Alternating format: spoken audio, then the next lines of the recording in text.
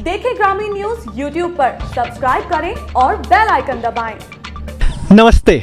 बस्ती जिले के कप्तानगंज के बनहरा गांव में हम इस समय हैं और यहाँ के गांव से जानते हैं कि उनकी क्या स्थिति है, क्या वो सोचते हैं। हमारे किसान के मन की बात, यानी कि यहाँ के जो किसान हैं, हमारे पीछे किसान के घर वाले काम कर रहे हैं। यहाँ हमारे साथ में जितने लोग बैठे हैं सब कहीं ना कहीं किसान हैं, देहात से जुड़े हैं और देहात की बात रखना चाहते हैं, अपना दर्द कहें या फिर जो भी अपनी समस्याएँ हैं सरकार से या फिर खेती किसानी में क्या क्या उनकी क्या मन की बात है वो शुरू करते हैं। काका, आपके मन की बात क्या है? इनसे पूछो, मास्टर से पहले। मास्टर जी से। मास्टर जी हैं ये हमारे, आप कहने के लिए मास्टर जी हैं। अच्छा, तो कोई बात नहीं, आप हमारे लिए भी मास्टर जी हैं, आप शुरू करिए। तो मन की बात तो 5 साल से एवं हो गया। मन की बात प्रधान जी के सुनते सुनते, प्रधानमंत्री जी का मन की बात तो निकल गई और मन की बात सुनना ही सुनना है। और एग्रीकल्चर एरिया का जो भी है, हम किसानों के लिए इतनी समस्या है। पहले तो प्रधानमंत्री जी को चाहिए उस कानून को वापस कर लें, किसान के हित में कुछ सोचें। और अदर जो बात है, हम लोकल गांव के किसान हैं। अब देख लीजिए, यहाँ उन्होंने गौशाला तो योगी जी, माननीय प्रधान मुख्यमंत्री जी योगी जी गौशाला का तो निर्माण करवाए, लेकिन एक काका थोड़ा सा आप यहाँ बैठ जाओगे, हाँ, ताकि हमारे मास्टर जी को आगे आने दो। हाँ जी। गौशाला का निर्माण तो करवाए, देख रेख उचित ढंग से नहीं हो पा रहा है और छुट्टा पशुओं द्वारा काफ़ी नुकसान हो रहा है। जान लीजिए कि हम लोग वो सिंधु बॉर्डर पे कानून के लिए वो किसान बैठे हैं, हम लोग अपने खेत को रखाने के लिए हम किसान यहाँ रोड पे बैठे हैं। रोड पे बैठे हैं ताकि अपने खेत की रखवाली कर सके, फसल की सुरक्षा कर सके। यहाँ पीछे दिखाई भी दे रहा है कि मचाना आप बनाए हैं जानवरों की सुरक्षा के लिए। तो उसमें भी योगी सरकार को भी सोचना चाहिए। गौशाला बनाने से कोई कार्य नहीं होगा, लेकिन अगर वहाँ छुट्टा पशुओं को वहाँ पे कर दिया जाए, व्यवस्थित कर दिया जाए तो समस्या बहुत है। फिर डीजल पेट्रोल, अब देख लीजिए, हमने यहाँ पर लगभग 1.5 बीघा के एवं मैं खेती किया हूँ। ये मक्के की खेती, इसके पीछे धान की खेती है। अब 100 रुपया डीजल में कितने घंटे हम इंजन चलवा लेंगे? स्थिति बारिश हो नहीं रही है, स्थिति भयानक है। और इस भयानक स्थिति में कैसे हम फसल उगाएं, परिवार का पालन पोषण कैसे करें? एग्रीकल्चर में कुछ ना कुछ तो बदलाव होना चाहिए। डीजल पेट्रोल का दाम कम होना चाहिए। और दूसरी बात, अब आ जाए घर की समस्या बता रहे हैं। बिल्कुल। गैस वाली प्रॉब्लम अदर गवर्नमेंट थी तो यही गवर्नमेंट कह रही थी हम पहुँचेंगे तो ये कर देंगे, कम कर देंगे। आज कहाँ आप पहुँचा दिए, उस पर भी सोचिए। माननीय 300 से 900 से 1000, मतलब 450 लगभग था। हाँ। इसके पहले वाले सरकारों में, और आज के टाइम में 900 को भी पार कर गए। तो उस पर सोचिए माननीय जी, आप क्या कहे तो क्या कर रहे हैं? थोड़ा सा ढिलाई करिए। उद्योगपतियों के साथ तो है, उनके पास सब कुछ है, आप उनको सब्सिडी भी आप उनका नहीं लेते, लेकिन हम लोगों को ज़रूरत है कि उसको कम कर दीजिए। किसानों के लिए, मिनिमम वर्ग के लिए, बैकवर्ड SC ST या किसी भी मिनिमम वर्ग के लिए, मतलब जो मध्यम वर्ग के लोग हैं उनके लिए, जो निम्न वर्ग के लोग, हाँ, उनके लिए कुछ रियायत दीजिए। ये हो गया। और इसके आगे क्या बताऊं, बेरोजगारी चरम सीमा पे है। गन्ना का रेट बढ़ा ही नहीं, काका आप पे एक बारी मास्टर जी हमारे खत्म कर लें। गन्ना का रेट जब शुरू से था, मायावती गवर्नमेंट, अखिलेश गवर्नमेंट, वही जहाँ का तहाँ वहीं रुका हुआ है। इसके आगे एक पैसा नहीं बढ़ा। हम खेत किसान वाले हैं, गन्ना का रेट बढ़ जाता, शादी ब्याह, एजुकेशन, बच्चों की पढ़ाई लिखाई, सारा काम किस पे है? गन्ना पे। चूँकि हम लोग का लोकल एरिया में गन्ना की ही खेती, व्यापारी गन्ना एक हिसाब से किसानों के लिए सबसे बेहतर आय का साधन। हाँ, व्यापारिक खेती वही है, मुख्य व्यापार हम लोग का गन्ना है। सब्जी कुछ उगा लेते हैं, तो सब्जी उगाने के लिए आपका बीज भी महंगा हो गया, उसके बाद दवाई भी महंगी हो गई, खाद भी महंगा हो गया। तो घटा तो कुछ नहीं है, हम लोग बहुत पीड़ित हैं। बहुत पीड़ित हैं। अच्छा काका, अब हम आपसे जानना चाहेंगे कि एमएसपी के बारे में तो जानते होंगे, मतलब न्यूनतम समर्थन मूल्य, जिसको गवर्नमेंट ने बनाया कि हाँ इससे कम में फसल नहीं खरीद सकता कोई या फिर नहीं बेच सकता कोई।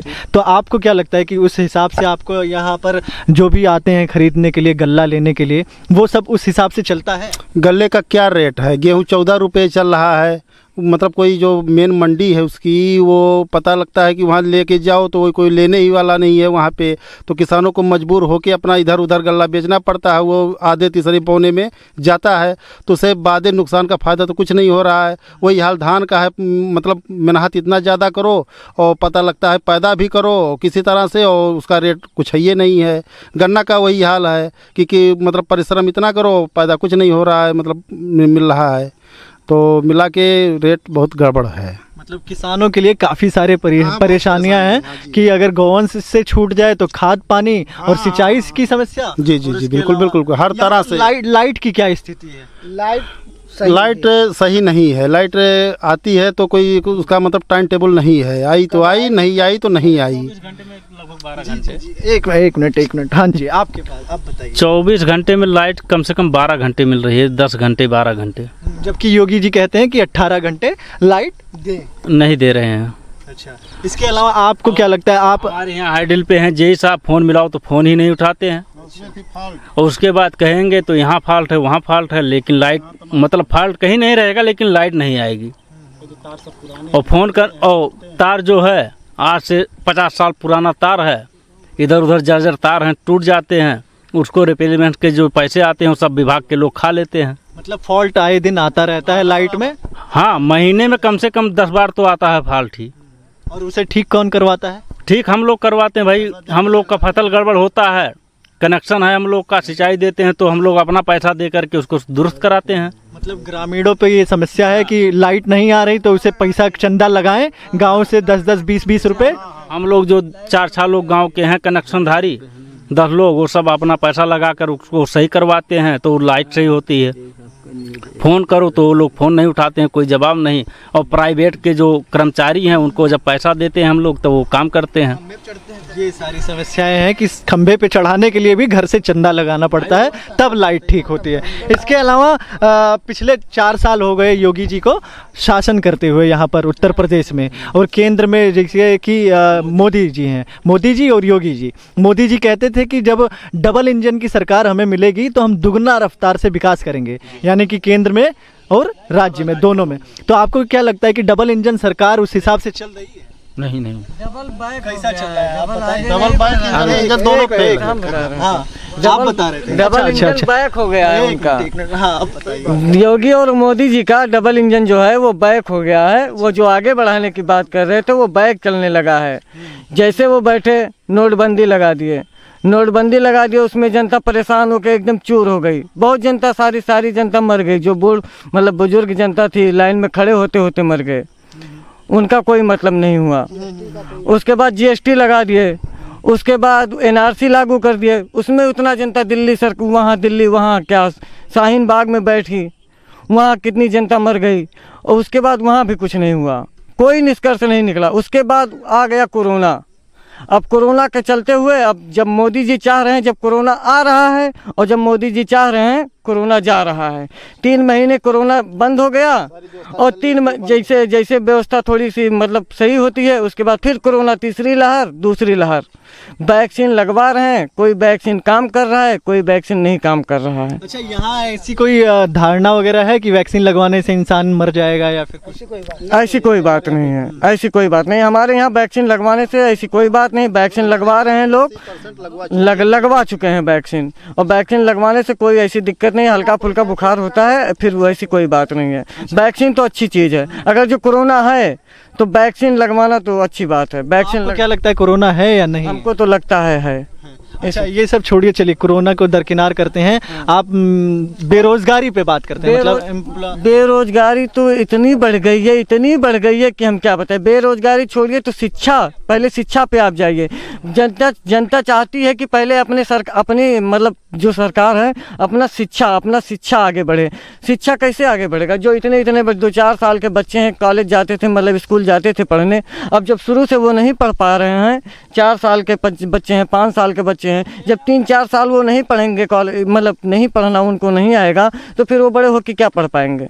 जब बच्चा शुरू से पढ़ता है, आगे आधार जब गड़बड़ हो जाएगा तो बिल्डिंग कैसे बढ़ेगा? तो मोदी जी को ये चाहिए कि सबसे ज्यादा तो पहले वो शिक्षा पे सुधार करें, स्कूल पे। 2 साल से हम परेशान हैं। आप क्या करते हैं? हम कर रहे हैं डी फार्मा। अच्छा। बताइए, 1 साल प्रमोट कर दिए, खुशी हुई कि हाँ प्रमोट कर लिए, चलिए 1 साल बीत गया, अब दूसरी साल भी, अब परीक्षा का इंतजार करते करते हम कितना क्या पढ़ें। ऑनलाइन परीक्षा होने वाली है, लिखित परीक्षा होने वाली है। अब बताइए, हमको बताइए कि अब ये मालूम ही नहीं होता कि परीक्षा होगी कि नहीं होगी। बताइए, बड़ी पैसा समस्या हमारा बर्बाद कर रहे हैं। और ये बताइए कि इस मार्कशीट का होगा क्या जब हम कॉलेज में पढ़े ही नहीं, इसका कोई मूल्य ही नहीं, जब हम सिर्फ हमारा पैसा बर्बाद हो रहा है। अगर जो मार्कशीट भी योगी जी या मोदी जी दे रहे हैं हमको, तो उसका क्या मोल है? बिल्कुल बिल्कुल। आपको क्या लगता है कि आपके विधायक कैसन है? विधायक देखिए, हमारे विधायक का फोन आ रहा है, पहले फोन छोड़िए, हमारे यहाँ के फोन पे उतना ध्यान नहीं देंगे। साइलेंट करिए। हमको अब मन की बात कहना है अपना। हाँ, बिल्कुल बिल्कुल। आज जब आप हमसे पूछ लिए कि आप विधायक, आपके विधायक कैसे हैं, हम तो जानते ही नहीं थे कि हमारे विधायक कौन है। वो तो जब इतना दिन हो गया तब पता चला कि सीए चंद्र प्रकाश शुक्ला हमारे कप्तानगंज के विधायक हैं। अभी तक हम उनको देखे नहीं, हम उनसे मिले नहीं। ठीक है। और आप ये जो बात कर रहे हैं कि मतलब योगी सरकार की, योगी सरकार की बार ये ब्लॉक प्रमुख का चुनाव में क्या हुआ?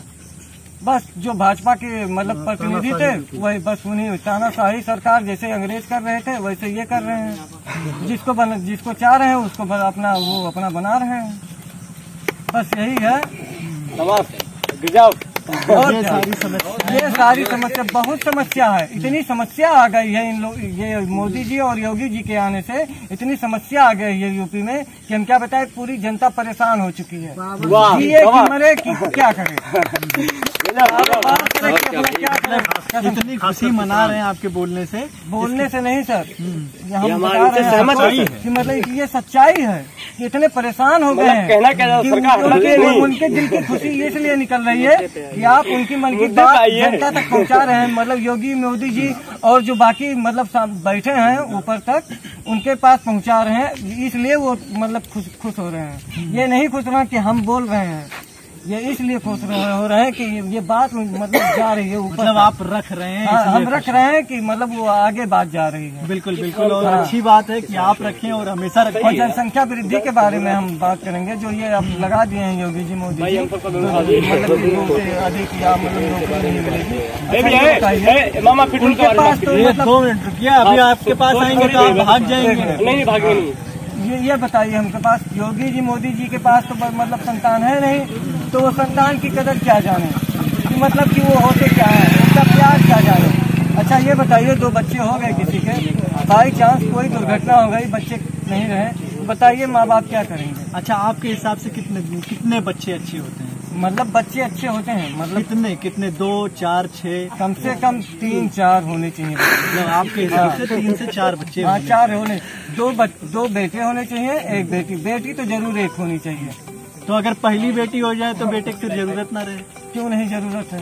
अच्छा, जरूरत है। अगर जो वंश बढ़ाना है, क्यों नहीं? अगर जो हम ऐसे अगर जो चले गए तो कौन कहेगा कि मतलब बेटी फलाने के बेटवा रहा हो रहा। अगर जो हम चले गए, इनके पास बेटा है, मेरे पास बेटा नहीं है, तो ये इनका बेटा है, तो ये कहेंगे कि हाँ वो विजित भैया बेटा है, मेरा नहीं है, तो क्या कौन कहेगा कि इनका बेटा है? कोई कुछ नहीं, खत्म कहानी। सही है। मेरा जमीन जायदाद कहाँ जाएगा? आपकी बेटी लेगी? नहीं, तो बेटी भी क्योंकि वारिस है। बेटी वारिस है, लेकिन बेटी जहाँ जाएगी वहाँ उसका वारिस नहीं रहेगा। बिल्कुल, जहाँ रहेगा वहाँ उसका वारिस रहेगा ना, वहाँ तो उसका जमीन जायदाद है ना। तो मुझको भी एक बेटा चाहिए, मेरा भी वंश आगे बढ़ना चाहिए, तो ऐसा होना चाहिए। तो योगी जी को ऐसा नहीं करना चाहिए कि मतलब कि जिसका मतलब 2 से 3 हो गए या 4 हो गए कि उनको हम नौकरी नहीं देंगे। ये क्या बात हुई? राशन नहीं देंगे, ये क्या बात हुई? अरे हम किसान हैं, खेती करेंगे, हम खिला रहे हैं। योगी जी मोदी जी आज से खिला रहे हैं, आज राशन फ्री में दे रहे हैं, 1 साल से 2 साल से। बाकी जब से कोरोना आया है, बाकी बेरोजगार छीन लिया उसको भी बोलो, बच्चों को खिला रहे हैं। बेरोजगार छीन लिया उसको भी बोलो। उनका कोई इधर आओ। नहीं वो बोलेगा, वो बोलेगा मैं तू बोल बेरोजगार छीन लिया। हर बच्चे का पढ़ाई, अरे बड़े बचपन से लेकर जवानी तक का पढ़ाई छीन लिए। नहीं सॉरी भाई, नहीं रुक जाओ, वही बोलेगा, वो बोलेगा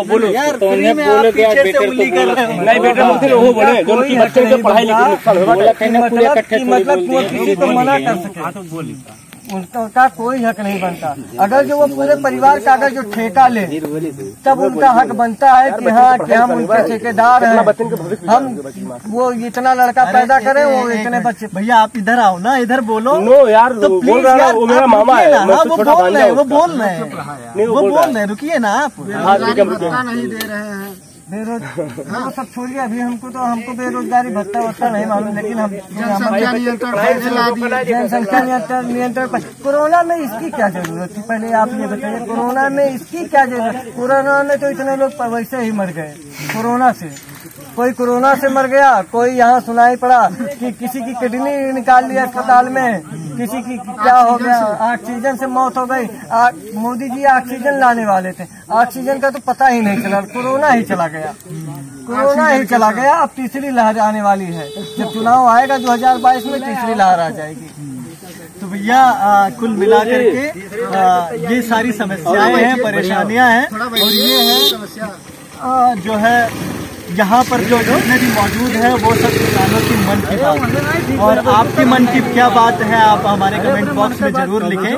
और कहीं ना कहीं हमने कोशिश की कि हम यहाँ के लोगों की, यहाँ के बारे में, इस देहात के बारे में जानें, उनका पक्ष रखें और आप सबके सामने रखें, ताकि आप सब समझ सकें कि यहाँ असल हकीकत क्या है, विकास क्या है, महंगाई क्या है और किसानों की समस्याएं क्या क्या हैं। और इसी तरह हमारी और भी कोशिशें रहेंगी कि हम यही नहीं और भी अन्य यूपी के भी या फिर देश के अन्य कोने की बातें आपके सामने रखें, ताकि आप समझ सके कि हाँ असल में दिक्कत क्या है और धरातल की स्थिति क्या है। हम किसान भाई आप लोगों का बहुत बहुत धन्यवाद कर रहे हैं कि इससे पहले हम लोगों की मन की बात कोई लेने आया नहीं, आप आए। आपका बहुत बहुत धन्यवाद कि कम से कम आप आए, हम लोगों की मन की बात, गरीबों की मन की बात, किसानों की मन की बात जाने, आगे तक पहुँचाए और पहुंचाते रहेंगे। बिल्कुल हमारी यही कोशिश रहेगी कि हम सबकी बातें, आपकी बातें या फिर जितने भी किसान हैं, जितने भी ग्रामीण लोग के हैं, जितने भी देहात से जुड़े हैं, क्योंकि हम चाहते हैं कि रूरल इंडिया को सामने रखें, रूरल इंडिया की हकीकत जो है वो लोगों के सामने लेकर के आए। क्योंकि शहरों में रह करके लोगों की बात करना बहुत आसान है, लेकिन गाँव में रह करके उन सब चीजों के बारे में जानना समझना बहुत कठिन है। तो आप इसी तरह हमारे साथ जुड़े रहें। देखें ग्रामीण न्यूज YouTube पर, सब्सक्राइब करें और बेल आइकन दबाएं।